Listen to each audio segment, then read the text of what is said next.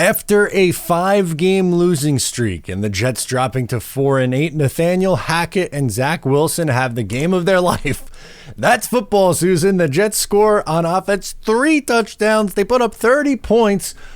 What is going on here? Why now at 4-8, right? Like, why now at 4-8? But the New York Jets improved to 5-8 with a dominant performance over the Houston Texans. We're going to go through, break it all down, and of course talk about the box score stuff at the end. From pretty much the beginning, the Jets, at least in the first half, dominated on defense, and then 30 points and a half from the Jets.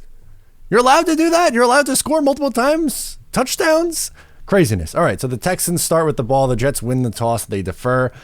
Run for 2. Collins over the middle, over Sauce for 13. Sauce, next play, tackle for a loss, bounces right back, 3rd and 6. Huff pressure causes C.J. Stroud to throw the ball away. Punt. Zach Wilson starts out. First drive was the best drive that we've seen in a really, really long time. Zach Wilson hits Garrett Wilson, and a big play of Tyler Conklin up the seam, who was really good today. Unfortunately, after a few good drives, or a few good conversions, first down conversions, the Jets and Zach Wilson would take a sack on 3rd down, bumping them out of field goal range, so the Jets would be forced to punt. No points, which is like kind of made you feel similar to, what's a good example? Maybe the Raiders game where the Jets were moving the ball well, but just were not able to get points out of it. All right, so Texans next possession. First play, OPI on the Texans. Big run. To make it 3rd and short, they pick it up. Mosley almost picks one off. He has had trouble this year securing the interception. He finds himself in a good spot, but the ball hits him in the hands, and then he can't come away with it, but it's all right. Huff comes up with a sack on 3rd down. Texans punt it away. If you like punts, you love the first half. Check down to Hall. A holding brings it back. That was frustrating. That was a borderline hold, by the way, on Mekhi Becton. Referees were really bad today. Screen to Gibson for 3. Hall check down for 8. They would challenge that there was a catch, that Garrett Wilson made a catch. It was honestly not a great challenge from Robert Saleh. I don't think he was really, it was a smart decision to challenge that. The call would stand, and they would then punt the ball away. All right, first play from the Texans, C.J. Stroud throws it behind the line of scrimmage. It would have been a fumble, but the ball goes out of bounds. Quincy Williams tackle for a loss on a screen. He was great today. And then on 3rd down, a really late flag on Sauce Gardner for illegal contact on a play that probably, if anything, could have been offensive pass interference, but I didn't even want them to call offensive pass interference on it. They should have just let them play. That is not one where you need to throw the flag, blow the whistle, any of that stuff. I didn't get that, but Morstead comes away with so late flag for illegal contact, horrible call. The Jets would still end up forcing a punt.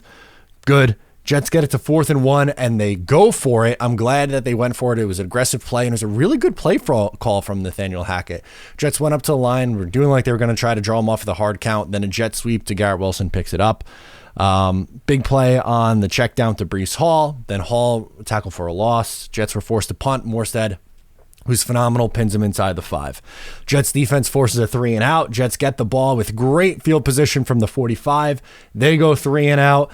Punt down inside the 5. The Texans muff it, but guess who falls on it? The Texans. And Adrian Amos, the former Jet, who was a Jet like a week ago, is now a member of the Texans. He falls on it because, of course, he does. Texans get hit with a holding on cue. Jets force another 3 and out. They get good field position again. They go 3 and out. Punt. Couple of runs, pick up a first down. Solomon Thomas comes up with a sack. Carter dropped an interception. The team's going to halftime, nothing. Now, Jets defense balling in the first half. C.J. Stroud had like 25 passing yards in the first half. They were absolutely cooking. Special teams was great. Offense really showed a flash in the first quarter, but they were not very good after that in the second, until the second half. Did they begin to light it up in the second half? The play action was working well. Hits Garrett Wilson. Then a false start, unfortunately, backs it up a little bit, which is not ideal. Short quarterback run. Incomplete, sets up a 3rd and long. Zach Wilson rolls to his left, throws it over the middle to Garrett Wilson deep down the field, puts him inside the 20-yard line. That was a beautiful play. And then Zach Wilson finds Randall Cobb on the crossing route over the middle of the field, walks into the end zone untouched. 7-0 New York Jets. Hey, how about that? They're in the end zone. A passing touchdown. Love that. Jets force a punt. Quinnen Williams comes up with a really big sack. on that one. Next possession for the New York Jets, they're going right down the field again. Jeremy Ruckert, great catch on second down. Big time throw to Tyler Conklin up the seam. That was working so well today. Tyler Conklin was great. So was Jeremy Ruckert. Roughing the passer was called. Now the ball's inside the 10. And then Xavier Gipson on a jet sweep. They scored 2 touchdowns. For the first time since week 4, the New York Jets scored 2 touchdowns in a game. Yes, that's a true story. For the first time since week 6, the Jets scored 14 or more points in a game. Yes, that's a true story. Oh my goodness. Back-to-back touchdown drives for this team. Unreal. Unbelievable. All right, Jets defense does their job again.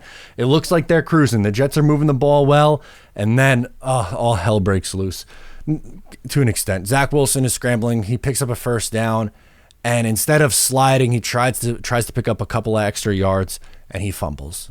Zach was playing so well up until that point, and he fumbles the football away. Texans moving the ball. Quinnen gets hit with a roughing the passer. Tony Adams was hit with a defensive pass interference in the end zone, puts him right down by the goal line. Singletary punches it in. 14-6, Matt Amendola, former Jet, misses the extra point. All right, so can the Jets bounce back, or are things going to unravel here?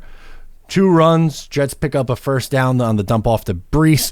Big play to Brees Hall on the check down. Then you get a 15-yard run, a sack, huge play to Jeremy Ruckert, a 20-yard gain. Garrett Wilson picks up another first down. He would go over 100 on that play. And then the check down to Brees Hall, wide open, walks into the end zone. 21 points, 3 offensive touchdowns in one game. This is allowed. The Jets have not played this well on offense all season. This was the best game they played. Nathaniel Hackett and Zach Wilson saved their best for week 14. It worked out for today. Texans get the ball, 4th and 3, incomplete pass. Jets take over on downs. Sack, check down, incomplete pass. 51-yarder in the rain is good from Greg the Leg, 24-6. CJ Stroud would get hurt and not return on the next possession for the Texans. The scary, it looks like he was concussed on the play. He went to concussion protocol and did not return. Mills enters. They turn it over on downs. Alan Lazard, holding penalty. Jets settle for a 55-yard field goal in the rain. You can count it. Greg the Leg hits it, 27-6. Sack on Davis Mills, sets up a 4th and 9. DJ Reed knocks it away. Turnover on downs. Jets settle for 3 again, make it 30 points. The Jets put up 30 points for the second time this year. Love it. And the Jets win 30-6. So the crowd who was rooting for the tank is obviously not happy. The Jets win a game in December after going on a 5-game losing streak. So they are now 5-8 at this point in the season, with the Miami Dolphins coming up next week, a really tough game.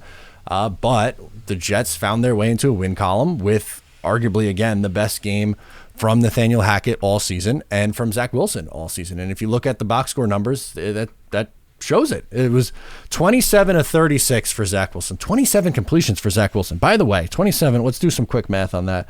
That is a 75% completion percentage for 301 yards, 8.4 yards per attempt, 2 touchdowns, no picks, 117.9 rating. He did have the fumble. That was his 6th lost fumble on the year.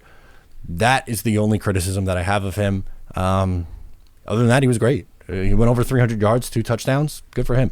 Brees Hall rushing, 10 carries, 40 yards, 4.0 yards per attempt. He was really big in the passing attack, 8 catches for 86 yards and a touchdown. Garrett Wilson had 9 for 108. Did not get in the end zone, but was really good, obviously. Tyler Conklin, big day, 4 for 57. No touchdowns. Jeremy Ruckert, 3 for 37, no touchdowns. It was really the Garrett Wilson Brees Hall, Tyler Conklin, and Jeremy Ruckert. The only other players who caught passes were Randall Cobb had 1 catch, Gibson had 1 catch, Dalvin Cook had 1 catch. Other than that, it was 4 guys, and it was mostly Garrett Wilson and Brees Hall. Get the ball to your best players' hands. It's not rocket science. And the New York Jets win, and they held C.J. Stroud to 91 passing yards, 10 of 23, under 50% completion, 91 yards, no touchdowns, no picks. Devin Singletary, 13 for 65 and a touchdown. He was pretty good today. We'll give him that, but a dominant win from start to finish for the New York Jets. And they improved to 5-8 and have the Miami Dolphins on the road next week. Again, really big performance from Zach Wilson and the offense today. They were really good, and that was exciting. That was an exciting watch. I want to hear from you what your take is on this game down below in the comments. Once again, I'm Matt O'Leary. Subscribe if you're new, and I'll catch you next time.